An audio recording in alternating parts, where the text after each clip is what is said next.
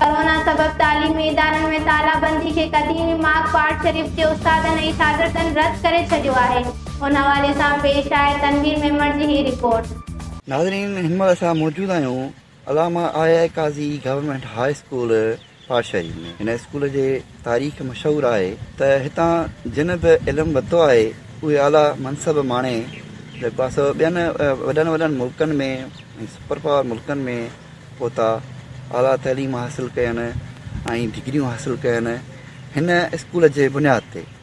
हुननि जो जेको बुनियादु पियल आहे उहो पियल आहे अलामा आया काज़ी गवर्नमेंट हाई स्कूल पाठ शरीफ जो, जंहिंजी किताब बि गवाही ॾींदा आहिनि हुनजी तारीख़। अचो त हुन स्कूल जे बारे में बि ॼाणूं ऐं किरोना सबबि जेको आहे सो जेका शागिर्दनि जी तइलीम जी तबाहली आहे उन बाबति शागिर्दनि ऐं उस्तादनि खां पुछूं त किरोना जे बारे में हुननि जो छा चवणु आहे ऐं जेका ईंदड़ तइलीम आहे या हुननि वटि जेका तइलीम आहे उन जे बारे में उहो केतिरे हद ताईं जेको आहे सो अॻभरा आहिनि या तइलीम खाते जेको किरोना वबा जे करे तबाह थींदड़ तइलीम जे हिसाब सां कहिड़ा क़दम खयां आहिनि। अचो त हुननि खां पुछूं ऐं हुननि खां हलवाल वठूं।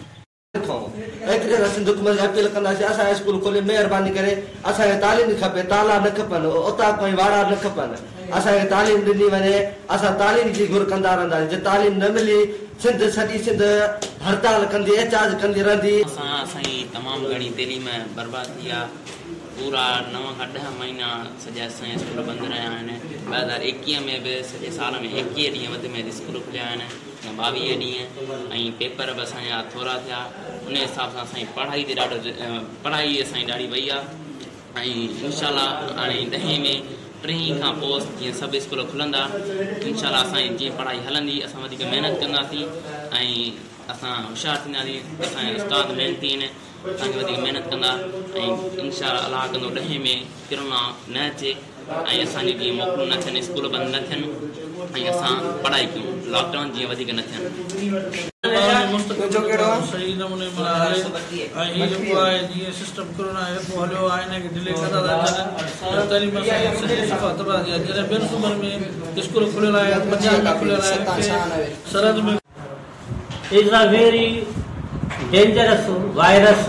Virus word has been derived from the word viron. Viron means poison. Viron means poison. Poison means zar. The poison, you know, everybody know that if somebody likely or unlikely, deliberately or in condition of anxiety use viral poison, his life becomes damaged or cause of death. तंहिं corona जे हवाले सां स्कूलनि जो disturbance थियनि त ज़रूरी हो। हाणे अदा कंदो इहो मुकमिल थी वेंदो। कोरोना इहो असांखे ख़बर आहे, असां 11वीं 12वीं क्लास में पढ़ी आहियूं त कोरोना इहो जेको वायरस आहे केॾो ख़तरनाक आहे। इन ते तहक़ीक़ थी आहे, डॉक्टरनि इन ते तहक़ीक़ कई आहे, वाक़ई नुक़सानकारु। असां टेलीविज़न ते मुख़्तलिफ़ मीडिया जे हवाले सां इहो ॾिठो आहे, ॿुधो आहे, लखें जानियूं ज़ाया थी वियूं आहिनि। हा, कुझु वक़्तु अॻ में त कराची में वालदेन बि इहो माना एहताज कयो हो, प्रोटेस्ट कयो हो त असांखे तइलीम न जानियूं खपनि पंहिंजे बचनि जूं। हाणे इन करे असां उमेद रखूं था त अलाह ताला हिन कोरोना खां असांखे माफ़ी ॾींदो ऐं 30 अगस्त खां पोइ पूरी सिंध जा स्कूल एज़ यूजुअली हलंदा रहंदा। हाणे तव्हां अलामा आया काज़ी गवर्नमेंट हाई स्कूल पाठ शरीफ जे शागिर्दनि ऐं उस्तादनि जूं ॻाल्हियूं थियूं। हुननि जो किरोना जे बारे में इहो ई चवणु हुयो त किरोना जे करे तालीम सख़्तु मुतासिर थी आहे। शागिर्दनि जो बि इहो ई चवणु हुयो त किरोना जे करे असां तालीम उन हिसाब सां न पढ़ाए सघिया आहियूं, जंहिंजे करे असांखे इम्तिहाननि में वॾियूं ॾुखियायूं आहिनि। उस्तादनि जो बि इहो ई चवणु हो त किरोना जे करे तइलीम तबाही हल ते पहुतल आहे ऐं हुननि जो इहो मुतालबो पिणु हुयो त हाणे स्कूल खोले ऐं जेको आहे शागिर्दनि जी तइलीम जीअं पहिरियां हूंदी तीअं रवंदवा कई वञे।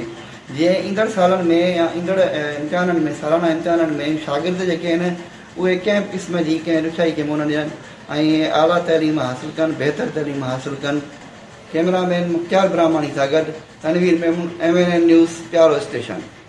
नाज़रीन ही हुयूं हिन वक़्त ताईं जूं ख़बरूं। वधीक ख़बरुनि ऐं तफ़सीलुनि लाइ विज़िट कंदा असांजो YouTube चैनल महबूब न्यूज़ नेटवर्क।